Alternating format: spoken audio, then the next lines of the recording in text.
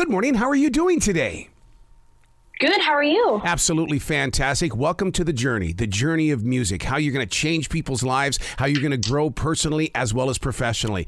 Wow, what a story you're on. Yeah. Crazy. How do you deal with all the craziness? Because as a creative person, and now that we do recognize you and we can read about you, I mean, it's just going to get crazier, but at the same time, it's got to be a joyride like at an amusement park. Yeah, it has been, I'm not going to lie, it has been so much fun, like all of it so much fun, but I guess it's just staying on top of everything and just continuing to work hard. But over everything, it's been a crazy ride. A lot of fun. Living right there in Nashville, that totally helps set up your stage because that's a firm foundation of sound just waiting to hear more from you. Oh, yeah, for sure. There is so much happening here all the time. It is such a perfect place to be as a singer, as a songwriter, as an artist, being able to learn from other people. And everybody here is doing something, whether it's songwriting or performing or if they have something to do with music production. So it is the perfect place to be. Are you jumping into any of those songwriting groups? Because I hear about those, it's these collections of people that get together just to write music. Yeah.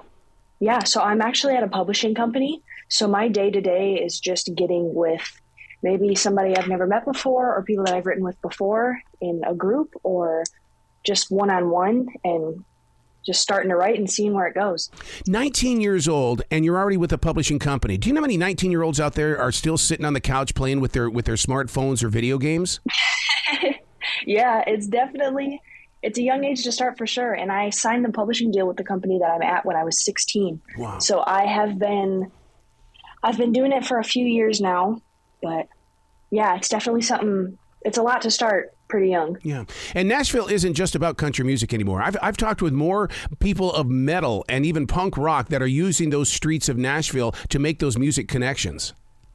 Yeah. Nashville is a melting pot of all different types of music, any type of music you could think of. There's groups of people here. There's bands, there's people writing it. There's people performing it. There's everything. It is a mixture for sure.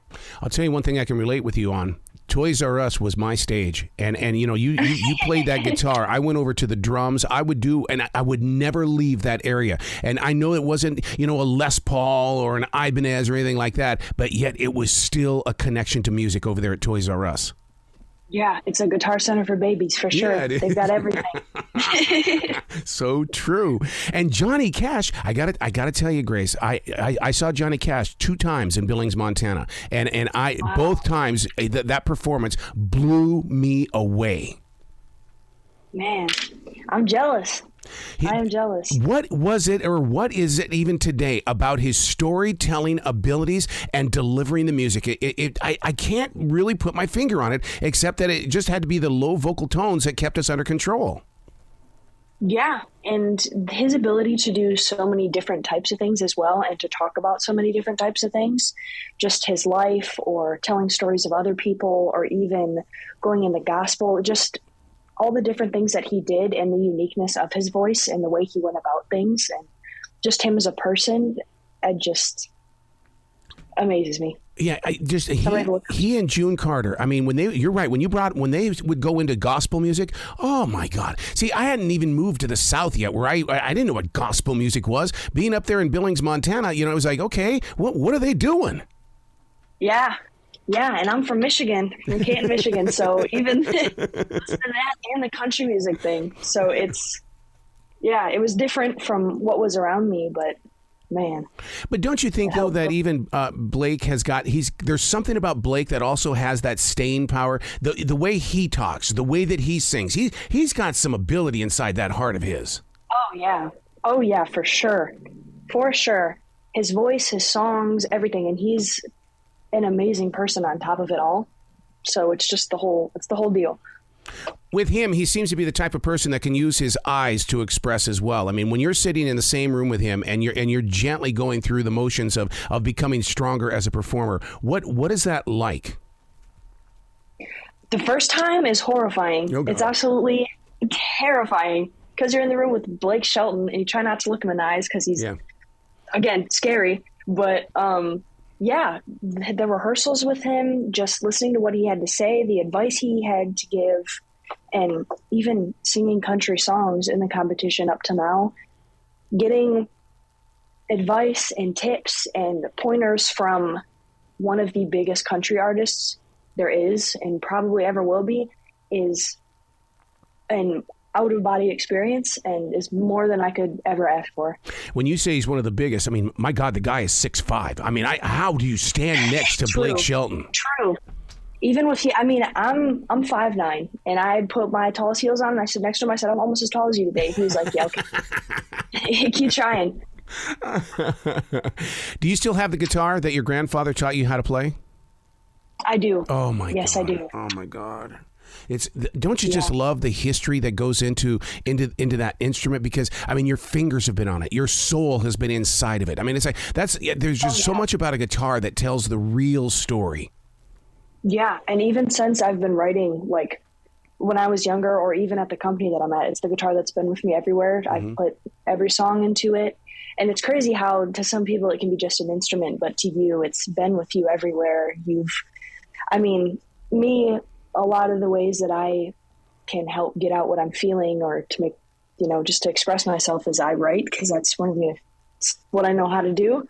And it does help me get through a lot. So that instrument, that guitar has been with me everywhere emotionally, and it's traveled with me everywhere. So it's got some history, and it means a lot. Yeah, and a lot of listeners don't understand. To me, it's the starting of the alphabet. You learn how to play that guitar, and all of a sudden, sentences become paragraphs, become the book, become the story. And people don't understand that relationship that you have with that guitar. Yeah. Yeah, for sure. And even I've had it since I was, I think, 13 or 14. Mm-hmm. So it's grown with me. It's been with me everywhere. It's helped me through a lot. So, do you see the past or the present when you're holding onto that guitar? Because when I go into my Ibanez Flying B, which I got when I was 17, I feel like, okay, I'm in the moment of now. What can I create today? It has nothing to do with that 17-year-old kid anymore. Yeah. Yeah. I think it kind of, for me, has to do with both. Because it just reminds me of what I've done to get to where I am now and what I have to do to get to where I want to be. So it does definitely give me a little bit of both. So are you going to make Michigan your first stopping point on that big tour that you're going to eventually go on? I think so. I think it's going to have to be. Oh, my God. I talked with Tommy DiCarlo. He's the guy that replaced Brad Delp in Boston. And I was with him the night that he performed in Charlotte, his hometown, for the very first time. To go through that with him was so amazing. How do you think you'll embrace that?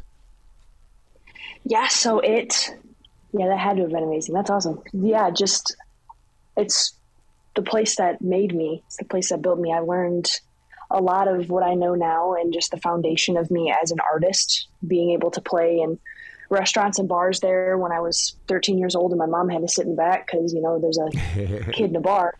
But just learning how to perform and learning how to interact with people and getting the opportunities that people back home gave me to learn what it took to be an artist. And then coming here, I had that experience with me. So it really made me into the person that I am today. So yeah, I owe a lot to Michigan. You talk about the coffee shops and the bars. Gracie, I don't know if you guys have a Kroger in Nashville, but Kroger, as well as the Harris Teeters, we now have live music in our grocery stores. And I just think that's the next breeding. Yes, it is so beautiful to watch people come in there with their guitars and their storytelling capabilities and play live music at a grocery store. Man, that's awesome. That's not a place I would expect it. Either. We believe in music. We are that generation that has to have music.